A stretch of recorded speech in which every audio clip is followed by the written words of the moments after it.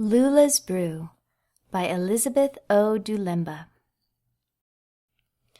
Lula's aunties were witches, the wickedest in the land, so they taught Lula their witchety ways and bewitching spells firsthand. They made Lula study night and day to learn to make magical potions that oozed like boogers and glowed bright green in ghastly drinks and lotions.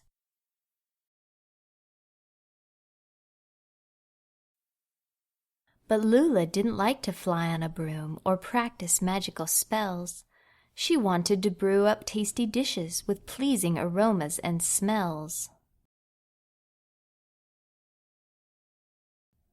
Lula dreamed of being a chef in her neighborhood's favorite haunt. She wanted a 4-star bistro, her very own restaurant. She studied a stack of cookbooks she kept hidden under her bed, and rather than 30-minute spells, she watched food programs instead.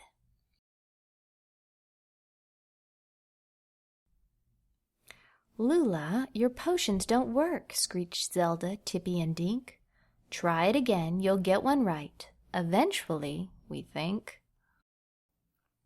"Here's an easy potion, even you can't get it wrong. It turns a child into a mouse, and it doesn't take too long.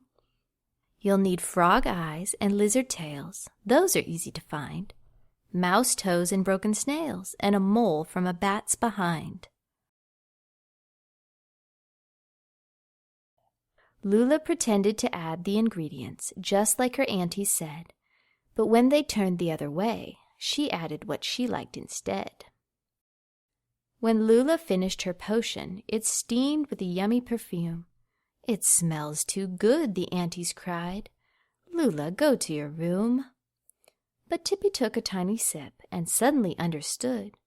"Sisters, you should try this. It really is quite good."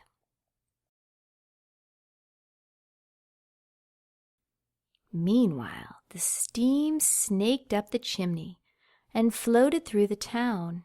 Right through the mayor's window, he awoke and sniffed around. "What is that magical smell? I must have some right now." He didn't get dressed or brush his teeth. He ran outside and... wow! A crowd already filled the street, every person, dog, and mouse. They all walked forward in a daze, straight for the witch's house. "Knock, knock!" They beat upon the door. "Who's there?" the aunties cried. "It's the good people of Rockville. May we come inside? Please, won't you let us try a taste of your delicious-smelling stew? We won't last a day if we don't, and we'll stay right here till you do."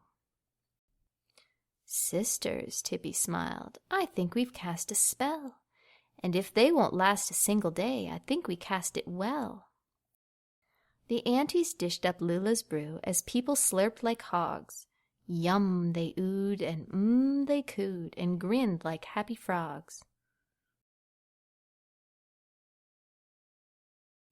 "Seconds, please?" asked Bobby D.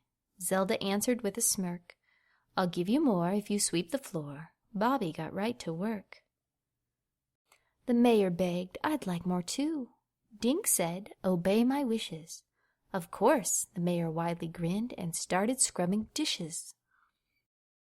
"With this brew, people do what we say," the aunties laughed. "It's true." "Excuse me, aunties," Lula said, "but I made that brew, not you." Just then a spoon scraped the empty pot. The people looked confused. They dropped their bowls and walked away, as if they'd been excused. "Make it again," the aunties cried. "Of course, whenever you want. On one condition," Lula said. "I want a restaurant." The aunties gathered up tables and chairs, silverware, napkins, and frou-frou.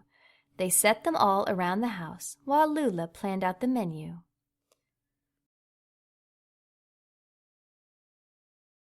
Lula's cafe was a huge success. The mayor was maitre d'.